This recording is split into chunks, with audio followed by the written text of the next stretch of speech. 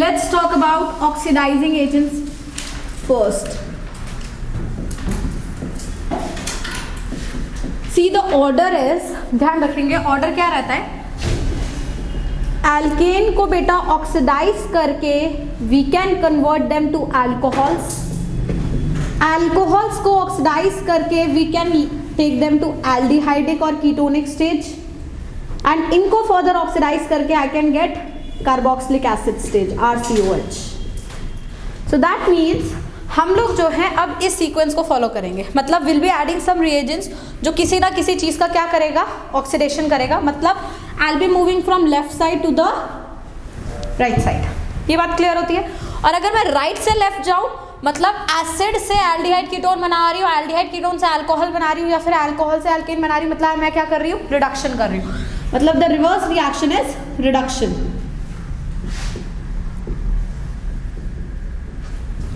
Right. तो सबसे पहले जैसे हमने हेडिंग डाली ऑक्सीडाइजिंग एजेंट, हम लोग बात करेंगे ऑक्सीडेशन की. हम लेफ्ट से राइट मूव करने वाले, ठीक है.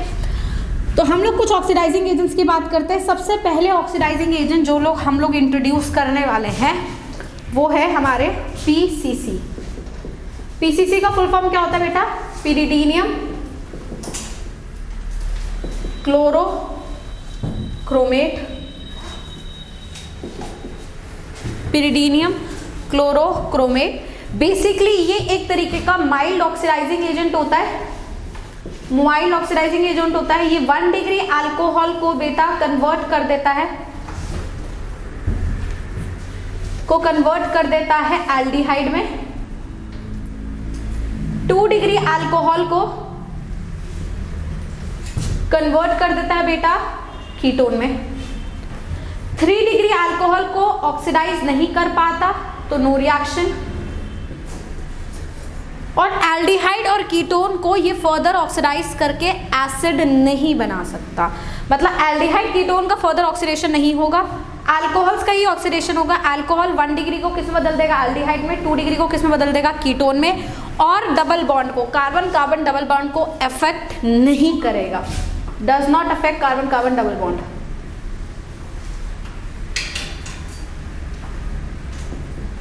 डबल बॉन्ड और कार्बन कार्बन ट्रिपल बॉन्ड. ये बात समझ आती है. तो इसका मतलब अगर मेरे पास RCH2OH है, this is the 1 degree alcohol, इसमें मैंने PCC डाल दिया तो इसको कहाँ ले जाएगा बेटा, एल्डिहाइड RCHO में. कार्बन आटम सेम रहेंगे, कार्बन आटम कोई कम या ज्यादा नहीं होंगे. लेट्स से मेरे पास 2 डिग्री अल्कोहल है, मैंने इस पे PCC डाल दिया, इसको कहाँ ले जाएगा बेटा, कीटोन में. एल्डिहाइड कीटोन को फर्दर ऑक्सीडाइज नहीं करेगा और 3 डिग्री अल्कोहल के साथ रिएक्ट नहीं करेगा. डबल बॉन्ड जहां प्रेजेंट है वो एज इट इज प्रेजेंट रहेगा. फॉर एग्जांपल इस तरीके से मेरा क्वेश्चन है, मैंने इसमें PCC डाल दिया, यहाँ डबल बॉन्ड प्रेजेंट है, तो double bond will remain as it is, it will not going to affect double bond. और ये जो 1 डिग्री अल्कोहल है जो कि इस कार्बन से जुड़ा है, इस कार्बन पे क्या बना देगा, एल्डिहाइड. तो 1 2 3 4 5 कार्बन का क्या बन जाएगा, aldehyde. Double bond will remain intact. I'll get this product. Did you get the point? Now PCC is pyridinium chlorochromate. इसका एक दूसरा वर्जन ये है, आप कॉलिन्स रिएजेंट यूज कर सकते हैं. Collins reagent is nothing but a different version of PCC. Just a different version of PCC. Same तरीके से बिहेव करता है, कोई डिफरेंस नहीं है. Collins reagent is just PCC only but a different version. इसमें हम लोग क्या करते हैं, बस जो कॉम्पोजिशन है उसको डिफरेंट कर देते हैं. अब इसमें पिरिडीन होगा, ऑफकोर्स आपको दिख रहा है, साथ में क्रोमेट आयंस होंगे, क्लोरीन होगा, इन सब का कॉम्पोजिशन मैं डिफरेंट कर दूंगी. तो मेरा क्या बन जाएगा, कॉलिन्स रिएजेंट. कॉलिन्स रिएजेंट कुछ नहीं है, एक तरीके से मान लीजिए वो PCC है, उसी का डिफरेंट वर्जन है. एग्जैक्टली सेम तरीके से बिहेव करता है जैसे PCC रिएक्ट करता है. तो चाहे कॉलिन्स रिएजेंट लिखा हो चाहे PCC लिखा हो, behaviour will remain the same. 1 degree alcohol will be converted to aldehyde, 2 degree will be converted to ketone, 3 degree will not be reacting, aldehydes and ketone will not react further. Am I clear till now? Second oxidizing agent that we have is Jones reagent. Jones reagent is basically CrO3 in presence of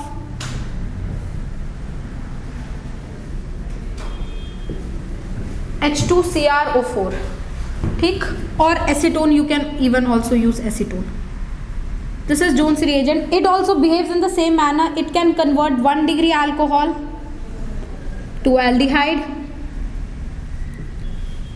2 degree alcohol to ketone, does not further oxidize aldehyde or ketone, 3 degree alcohol, no reaction, and does not affect carbon-carbon double bond.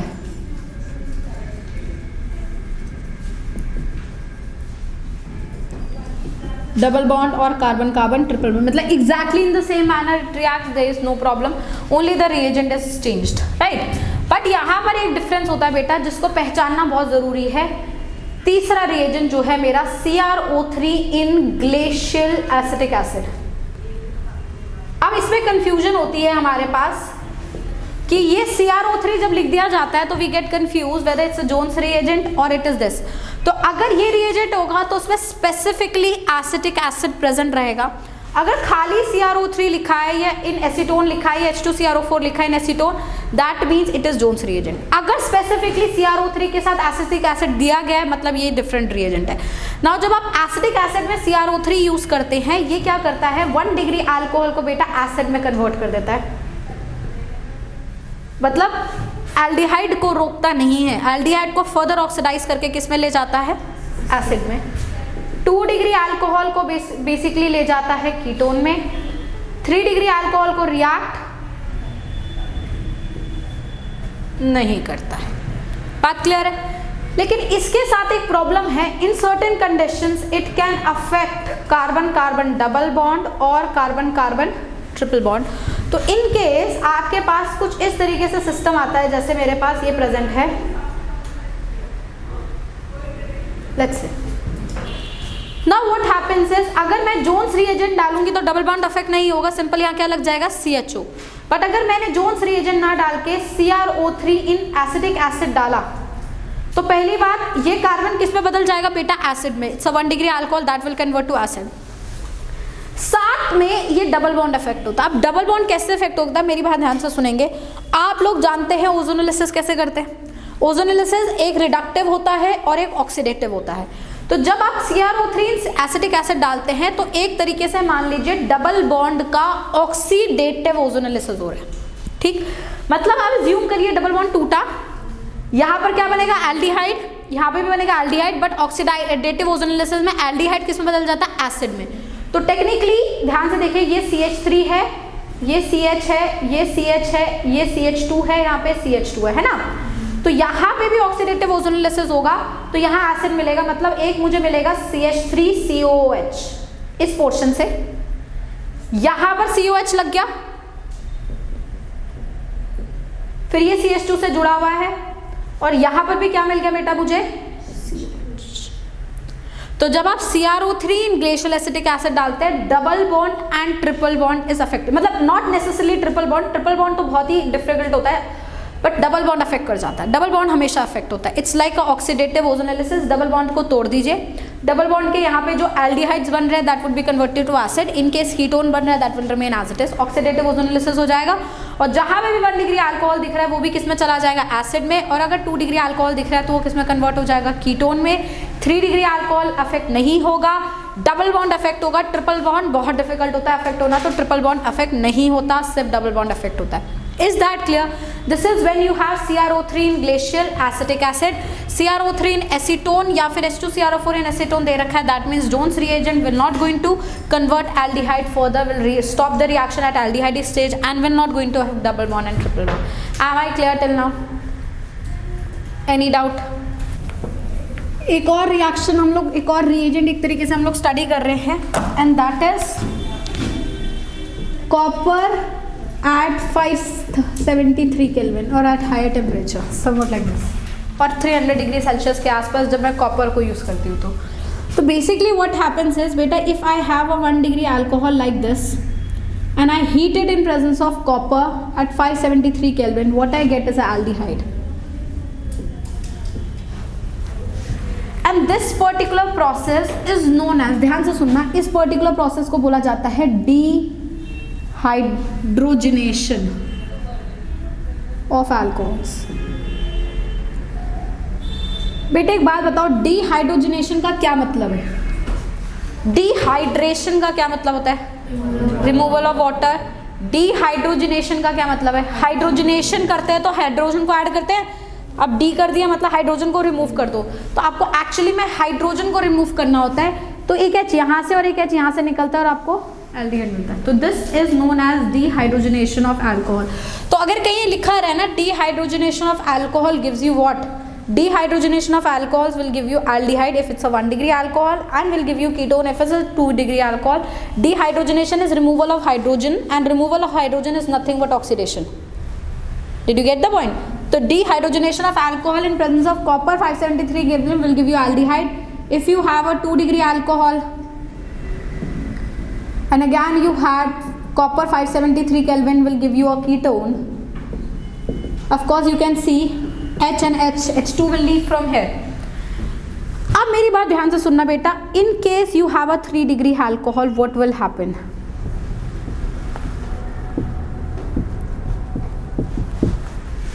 अगर 3 degree alcohol होता है मेरे पास, PCC के presence में no reaction, Collins के presence में no reaction, Jones के प्रेजेंस में no reaction, CrO3 glacial acetic acid no reaction, but specifically copper in 573 causes dehydration of a 3 degree alcohol. 3 degree alcohol का बेटा क्या हो जाता है? Dehydration मतलब वाटर निकल जाता है, and what you get is alkene. तो अगर आप 3 डिग्री अल्कोहल ले रहे हो स्पेसिफिकली, अगर कॉपर 573 डालते हो, हालांकि ऑक्सीडेशन में नहीं जाता बट डिहाइड्रेशन करा के क्या दे देता है? एल्कीन। बट ये प्रोसेस पीसीसी, जोन्स और जितने भी अभी ऑक्सीडाइजिंग एजेंट्स करें उनके साथ 3 डिग्री का कोई रिएक्शन नहीं होता, बट इसके साथ होता है, and what we get is a alkene. Is that clear till now? And of course it does not further oxidises aldehyde and ketone, मतलब reaction will stop at aldehydic and ketonic stage. बात clear हुई?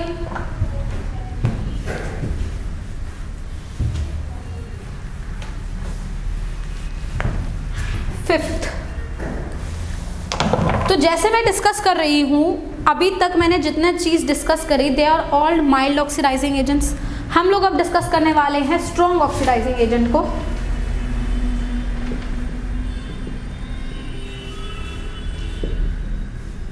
The two strong oxidizing agents includes KMnO4 in acidic medium and K2Cr2O7 in acidic medium. They are the two very strong oxidizing agents जो कि अभी तक आप जो भी mild देख रहे हो वो एल्डिहाइड और कीटोन को फर्दर ऑक्सीडाइज नहीं कर पा रहा। ये एक ऐसे एसिड्स होते हैं जो एल्डिहाइड और कीटोन को भी फर्दर ऑक्सीडाइज कर सकते हैं। सबसे पहले अगर स्ट्रॉन्ग ऑक्सीडाइजिंग एजेंट्स में KMnO4 और K2Cr2O7 की बात करी जाए और इनमें हम लोग पढ़े ऑक्सीडेशन अल्कोहल का, ध्यान से सुनना मेरी बात को, ऑक्सीडेशन ऑफ अल्कोहल, तो मैं ये बोलूँगी कि अगर मेरे पास 1 डिग्री अल्कोहल है और मैंने KMnO4 डाल दिया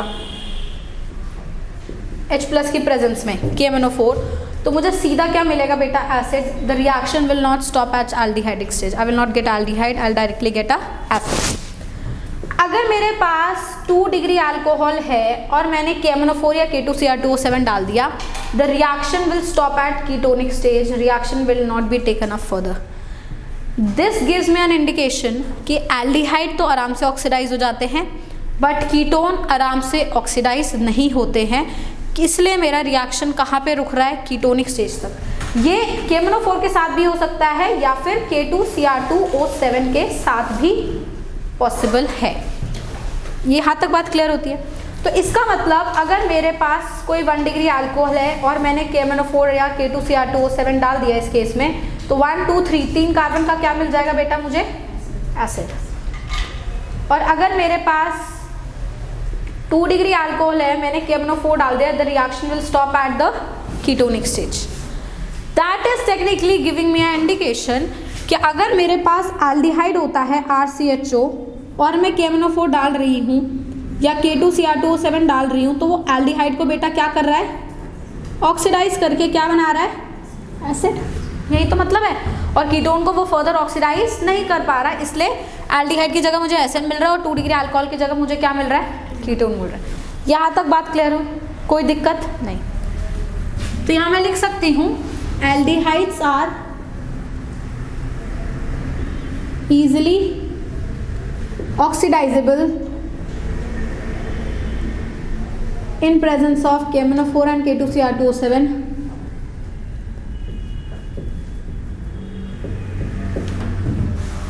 or K2Cr2O7 in acidic medium.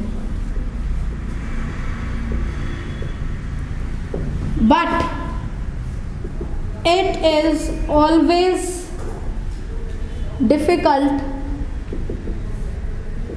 to oxidize ketone, यही हमने कंक्लूजन निकाला. But that does not mean कि कीटोन ऑक्सीडाइज नहीं हो सकता. कीटोन KMnO4 और K2Cr2O7 के प्रेजेंस में ऑक्सीडाइज हो सकता है, but under vigorous conditions. High temperature conditions देने पड़ेंगे, विग्रस कंडीशंस देने पड़ेंगे, तभी ऑक्सीडाइज होगा. अगर आप अल्कोहल ले रहे हो तो आप रिएक्शन को कीटोन तक ही रोकोगे KMnO4 में, unless and until it is written specifically KMnO4 is added under harsh conditions और हाई टेम्परेचर. अगर वो लिखा है तभी आप सेकेंडरी अल्कोहल में जो कीटोन बनेगा उसे फर्दर तोड़ोगे या फिर उसे ऑक्सीडाइज कराओगे. अदरवाइज खाली KMnO4 या K2Cr2O7 लिखा है तो 2 डिग्री अल्कोहल को कहाँ तक लेके जाओगे, सिर्फ कीटोन तक, और 1 डिग्री अल्कोहल को सिर्फ कहाँ तक लेके जाओगे, एसिड तक. यहाँ तक बात क्लियर होती है. तो कीटोन को कैसे ऑक्सीडाइज किया जाता है, तो हेडिंग डालेंगे oxidation of ketone. This is very important. This is done using Popoff's rule. How many of you have listened this Popoff's rule? तो Popoff's rule क्या कहता है कि KMnO4 और K2Cr2O7 की प्रेजेंस में हार्श कंडीशंस में ketones get cleaved. Ketones undergo cleavage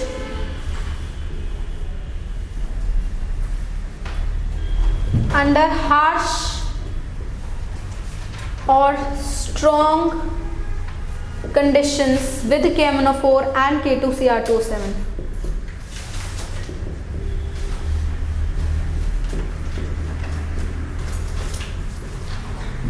ketones के क्लीवेज होता है हार्श कंडीशन में KMnO4 और K2Cr2O7 के साथ according to Popoff's rule. Now what does this rule says to me? Can I rub the remain? Okay. चलिए पहले Popoff's rule समझेंगे. देखिए मैं एक इस तरीके का कीटोन बना रही हूँ. बताइए इससे कोई छोटा कीटोन एग्जिस्ट कर सकता है? No. सबसे छोटा यही कीटोन हो सकता है ना. अब इसमें मैंने KMnO4 डाला विग्रस कंडीशंस में.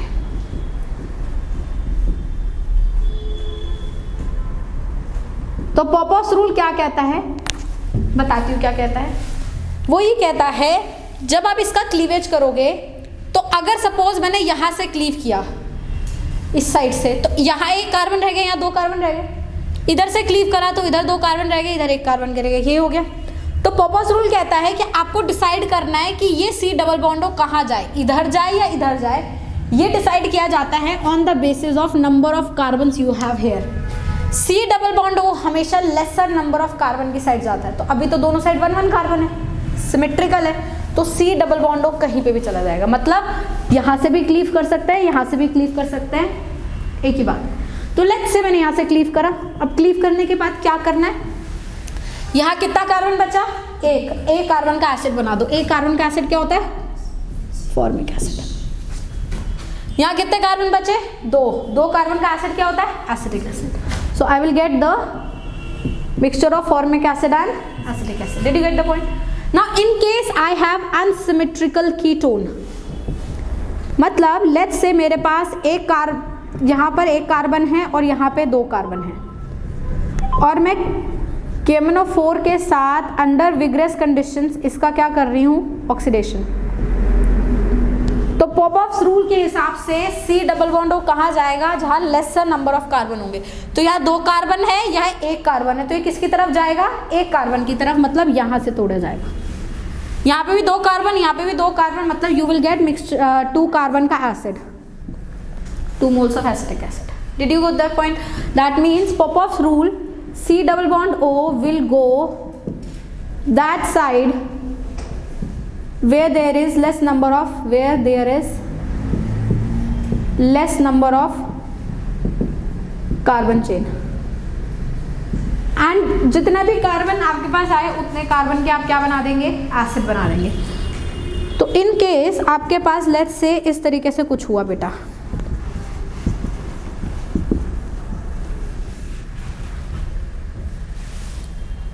Know what will happen, first of all यहाँ कितने कार्बन 3, यहाँ कितने कार्बन 2, सी डबल बॉन्ड किसके साथ जाएगा, 2 कार्बन की तरफ, मतलब क्लीव होगा यहाँ से। तो यहाँ पर बेटा 3 कार्बन है पर वो ब्रांचिंग में लगा हुआ है, तो क्या यहाँ पे मैं एसिड बना सकती हूँ, नहीं बना सकती ना, वो तो 1 डिग्री कार्बन का ही बनता है एसिड, 2 डिग्री कार्बन का एसिड थोड़ी बनता है। इसका मतलब यहाँ पर क्या बन जाएगा, कीटोन। तो जब इसमें KMnO4 डालेंगे तो ये वाला पोर्शन किस में चला जाएगा, कीटोन में, और इस पोर्शन में कितने कार्बन आए, 3 कार्बन का एसिड बना दो, CH3 CH2 COH। तो अगर आपके पास कहीं पे भी ब्रांचिंग आती है और आप कट इस हिसाब से कर रहे हैं कि जो कार्बन है जो अलग हो रहा है दैट्स अ 2 डिग्री कार्बन, तो 2 डिग्री कार्बन पे एसिड थोड़ी बना सकते, तो उसका कीटोन बना देंगे। और अगर सिंपल हो रहा है तो उस कार्बन का क्या बना देंगे, acid. Did you get the point? 3 degree का क्लीवेज ही नहीं होगा। तो अब अगर सपोज मेरे पास इस तरीके से है,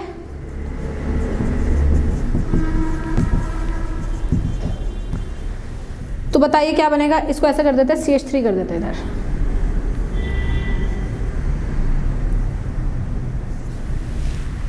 तो KMnO4 एसिडिक मीडियम में कहाँ से क्लीवेज करेंगे, विग्रस कंडीशंस में,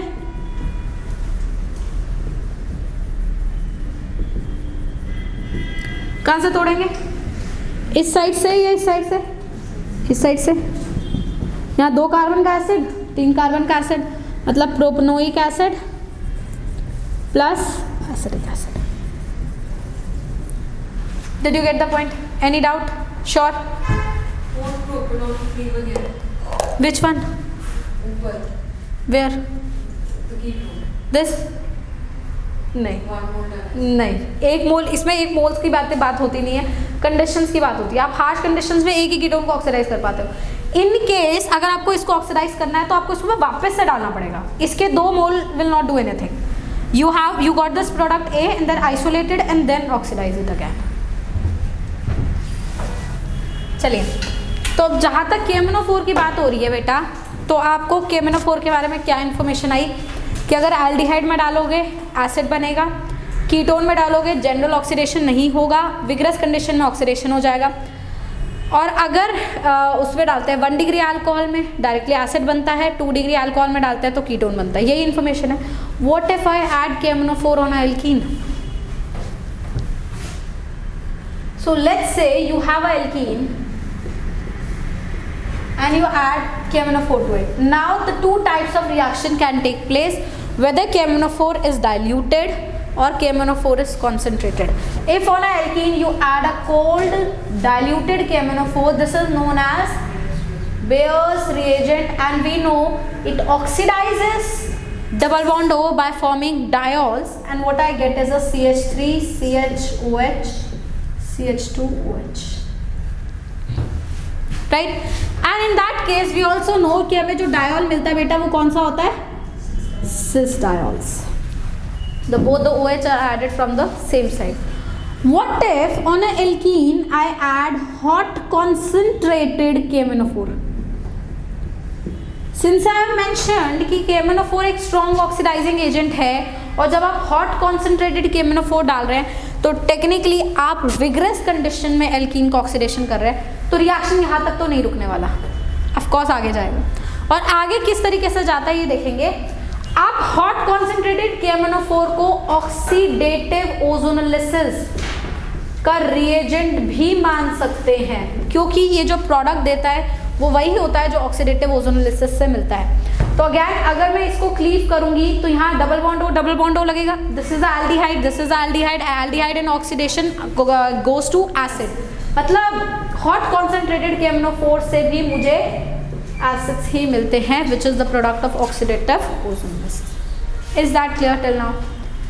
सो for those who do not remember ozonolysis, ozonolysis बेटा दो तरीके का होता है, एक होता है हमारा reductive ozonolysis and other one is oxidative ozonolysis. Ozonolysis is also nothing but oxidation only, alkene का ऑक्सीडेशन ही करा रहे हो आप इसमें। रिडक्टिव में आप ozone in presence of zinc डालते हैं। बेटा जिंक होना बड़ा जरूरी है, जिंक के बिना ऑक्सीडेटिव रिडक्टिव नहीं होता, जिंक होना जरूरी है, या फिर dimethyl sulphur Me2S, any both of में से कोई भी एक डाल दीजिए, इट्स रिडक्टिव। और ऑक्सीडेटिव करा रहे हैं तो ozone in presence of H2O2 या फिर ozone in presence of water, मतलब जिंक मत डालिए। अब मैंने आपको नेक्स्ट चीज क्या बता दी, ऑक्सीडेटिव ओजोनोलिसिस में या फिर आप हॉट कॉन्सेंट्रेटेड KMnO4 डाल दीजिए। ये भी रिएजेंट एक तरीके से किसका है, ऑक्सीडेटिव ओजोनोलिसिस का। फर्क क्या है, अगर हम लोग रिडक्टिव ओजोनोलिसिस कराते हैं तो आपको क्या करना है बेटा, जहां जहां हमें डबल बॉन्ड दिखेगा हम उस डबल बॉन्ड को क्या कर देंगे, तोड़ देंगे, उससे अटैच कार्बन पे डबल बॉन्ड O लगा देंगे। अगर मैं रिडक्टिव ओजोनोलिसिस कर रही हूं तो मैं यही करूंगी, डबल बॉन्ड को तोड़ूंगी, डबल बॉन्ड O लगा दूंगी, तो यहाँ मिलेगा CH3CHO और यहाँ मिलेगा HCHO। तो आपके पास कितने भी सारे डबल बॉन्ड क्यों ना हो, यू कैन ऑलवेज की, for example you have benzene का ओजोनोलिसिस रिडक्टिव कराया जाता है but not at room temperature, you have to do it at high temperature. आप हर जगह डबल बॉन्ड को तोड़िए, यहाँ पे डबल बॉन्ड O लगा दीजिए, यहाँ पे भी डबल बॉन्ड O लगा दीजिए, डबल बॉन्ड O लगा दीजिए। अब आपका ये बॉन्ड तो टूट ही चुका है, यहाँ पे C डबल बॉन्ड O मतलब CHO, ये टूट गया, CHO, ये टूट गया, फिर CHO, मतलब 3 मोल आपको किसके मिल जाएंगे, ग्लाइऑक्सिल के। This is reductive ozonolysis. अगर आप ऑक्सीडेटिव करा रहे हैं तो आपको बस इतना ध्यान रखना है, आप रिडक्टिव के प्रोडक्ट बनाइए, जहां भी एल्डिहाइड बन रहा है उसे ऑक्सीडाइज करके एसिड बना दीजिए, और जहां कीटोन बन रहा है उसे कीटोन ही रहने दीजिए। तो अगर मैं यही एल्कीन लूं जो मैंने अभी ऊपर लिया, बट इसमें ozone in presence of H2O2 डाल दो, मतलब ऑक्सीडेटिव ओजोनोलिसिस, तो मैं एज्यूम यही करूंगी कि ये टूटा है और डबल बॉन्ड O लगा है, पर यहाँ जो एल्डिहाइड बना है इसे मैं किससे बदल दूंगी, एसिड में, तो CH3COH। यहाँ पे भी जो फॉर्मेल्डिहाइड बन रहा है उसे मैं किससे बदल दूंगी, एसिड में, आई गेट फॉर्मिक एसिड। तो यही ऑक्सीडेटिव ओजोनोलिसिस होता है, यही प्रोडक्ट आपको किसके साथ मिलता है, हॉट कॉन्सेंट्रेटेड KMnO4 के साथ मिलता है। That is the reagent of oxidative ozonolysis also and normal oxidation of KMnO4 also. Is that clear till now? तो KMnO4 अल्कोहल पे कैसे रिएक्ट करता है, कीटोन्स पे कैसे करता है, एल्डिहाइड पे कैसे करता है, और एल्कीन्स पे कैसे करता है, वी हैव सीन दैट।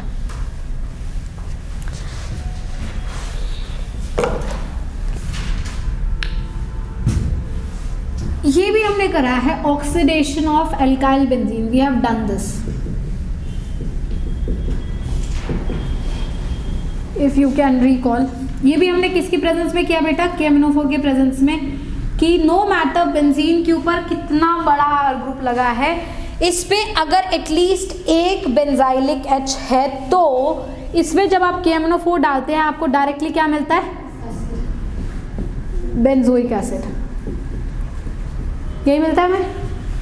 अब इस पे कितना भी बड़ा आप R ग्रुप लगा दीजिए, लेट्स से आपने प्रोपीन लगा दिया, इस पे KMnO4 डाला, क्या मिल जाएगा, बेंजोइक एसिड। अगर आप इस पे कोई इस तरीके से ग्रुप लगा देते हैं जिसपे बेंजाइलिक H प्रेजेंट नहीं है, इन दैट केस आप KMnO4 डालते हैं तो ऑक्सीडेशन नहीं होता है, राइट। और अगर कोई ऐसा ग्रुप लगा रहा है जिसपे CH2Br या हैलोजन भी हो या CH2OH भी प्रेजेंट हो तो भी मुझे फर्क नहीं पड़ता है, मेरे पास बेंजाइलिक H है ना, तो अगर मैं KMnO4 डालूंगी मुझे सीधा सीधा क्या मिलेगा बेटा, बेंजोइक एसिड। बात clear? That's is also an oxidation. अच्छा, एक और हम लोगों ने बेटा एक रिएक्शन करा था जिससे बेंजीन से, या फिर मैं एक तरीके से बोलूं टोल्वीन से हम बेंजल्डिहाइड बनाते थे। What was that reaction? Toluene से बेंजल्डिहाइड, रिवर्टिबल कैसे होगा, तो सैलिसल्डिहाइड होता है। How can I make convert toluene to benzaldehyde? What is the reaction that I can do? Add. For that I add what? CrO3 in acetic anhydride. I'll get CHO. This is also what? Oxidation of toluene. But ये partial oxidation है. यहाँ पर आपने क्या करा दिया है? Complete oxidation. Benzoic acid बना दिया है ना? अच्छा, बेंजीन से बेंजल्डिहाइड कैसे बनाएंगे? ये भी तो ऑक्सीडेशन है बेंजीन का. बेंजीन से बेंजल्डिहाइड कैसे बनाएंगे?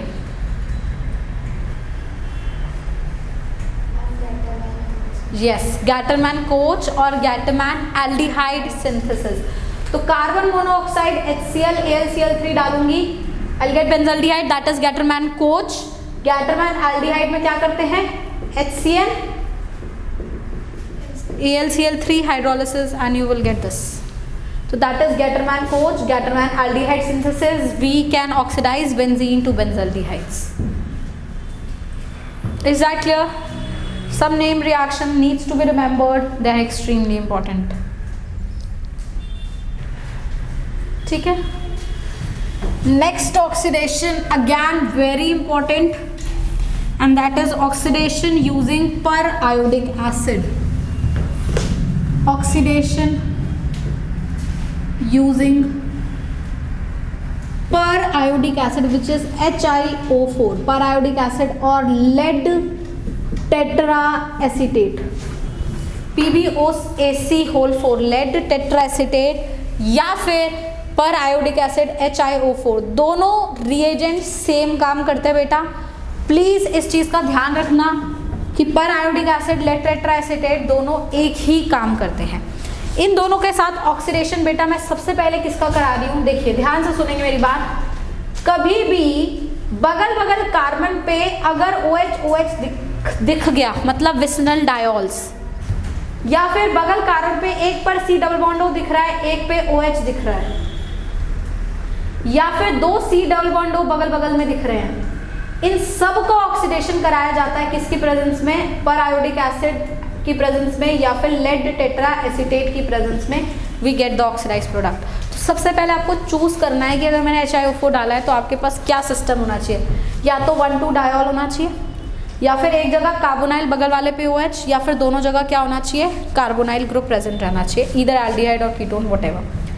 तो सबसे पहले बेटा हम लोग डिस्कस करते हैं डायोल का केस कि ये periodic एसिड या फिर lead tetraacetate में ऑक्सीडेशन में कैसे जाता है. एक सिंपलेस्ट सा डायोल बना रही हूं मैं,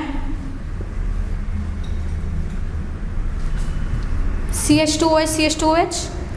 अगर मैंने इसमें HiO4 डाला या फिर PbOAc4 lead tetraacetate डाला, then what happens? All the eyes on the board. Leave your work and listen. जहां पर भी OH बगल में प्रेजेंट है, इसको इमेजिन करिए, तोड़िए. जितनी बार भी है, 4 बार है 4 बार, 5 बार है 5 बार, डोंट केयर. OH जहां जहां बगल में दिख रहा है उसे बीच में से तोड़िए और दोनों साइड इस वर्टिकल लाइन के OH लगा दीजिए. दैट मीन्स इस कार्बन पे, इस कार्बन का बॉन्ड इस कार्बन से टूट चुका है, इस कार्बन पे एक OH तो था ही, एक OH तूने दे दिया. सिमिलरली इस कार्बन पे एक OH तो था ही, एक OH हमने एक्स्ट्रा दे दिया. तो every carbon is containing 2 OH bonded to the same carbon. Gem diols which are not stable will remove water molecules. तो यहाँ पे मिलेगा फॉर्मेल्डिहाइड, यहाँ पे भी क्या मिलेगा? Formaldehyde. So I will get 2 moles of. Did you get the point? Similarly अब लेट्स से मेरे पास CH3 CHOH CHOH CHOH CHOH इस तरीके से कोई डायोल्स है. तो हर जगह मैं यही काम करूंगी. यहाँ पे भी मैं तोड़ूंगी, यहाँ पे भी, यहाँ पे भी. अब यहाँ नहीं तोड़ूंगी क्योंकि यहाँ बगल में कोई OH नहीं है. सिमिलरली यहाँ क्लीव नहीं करूंगी क्योंकि बगल में कोई OH नहीं है. और हर वर्टिकल लाइन के बगल बगल में बेटा OH, यहाँ पे भी OH, इस वर्टिकल लाइन के भी OH. तो अब ये बॉन्ड टूट गया. इस कार्बन पे 2 OH मतलब एल्डिहाइड, एस्टाल्डिहाइड, CH3 CHO. ध्यान से देखना, इस कार्बन पे एक OH तो यहां से आया बेटा, एक OH यहां से आया, 3 OH नहीं हो गए, है ना? तो एक कार्बन पे एक H है और 3 क्या है? OH. पर वाटर तो किसी 2 से ही निकलेगा. तो ये किस में कन्वर्ट हो जाएगा, एसिड में। तो this will give you formic acid. तो ये भी एसिड, सिमिलरली यहाँ पे भी आप देखेंगे ना OH दोनों साइड से आया है फॉर्मिक एसिड, और ये भी फॉर्मिक एसिड, ये भी फॉर्मिक एसिड, पर यहाँ पर OH सिर्फ ये वाला एक्स्ट्रा और आया, मतलब यहाँ पर एसिटाल्डिहाइड। तो 2 मोल्स मुझे फॉर्मिक एसिड के मिलेंगे और 2 मोल्स ही मुझे किसके मिलेंगे, एसिटाल्डिहाइड के मिलेंगे। Is that clear till now? Any doubt? Similarly अगर मेरे पास इस तरीके से हुआ, जैसे C double bond O CH OH CH3, तो अब OH OH बगल में नहीं है पर CO OH है, तो अगेन इस वर्टिकल लाइन के दोनों साइड क्या दोगे, OH।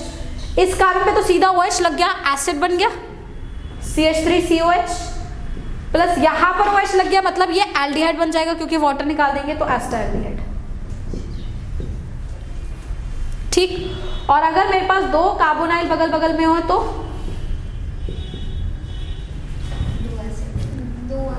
Leave OH OH, so what I get is 2 moles of acetic acid. Is that clear? Any doubt? Please note. And then you will be giving me glucose में HiO4 अगर मैं डालती हूँ, what is the product A? Fructose में अगर मैं HiO4 डालती हूँ, what is the products? मतलब products A नहीं, और यहाँ पे क्या प्रोडक्ट्स मिलेंगे, इट्स नॉट जस्ट A, जितने भी प्रोडक्ट्स मिलेंगे ABCD सारे आपको नोट करने हैं ग्लूकोज और फ्रक्टोज में। बताइए मुझे क्या मिलेगा। इसमें से कितने बच्चे ऐसे होंगे जिसको ये नहीं पता ग्लूकोज का फॉर्मूला क्या है? How many of you are like this? Nobody? Everybody know C6H12O6। And what is the structure?